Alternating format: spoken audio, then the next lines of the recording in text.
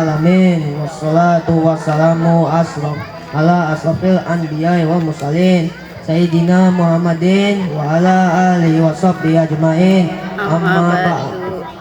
The Honorable, the Director, Headmaster, teachers of Puri Muni Islamic School, and all my loving parents, sisters, and brothers. First of all, let's pray and thanks to our God Allah who has been giving us some mercies and blessing so we can attend and gather in this place in good condition. On this occasion, I will deliver a speech entitled The Story of the Prophet Muhammad Sallallahu Alaihi Wasallam. Ladies and gentlemen, time goes quickly. We have now entered this month which had been born a great leader of humanity, leader of the Prophet of God, who will become the light on all light in the era of globalization.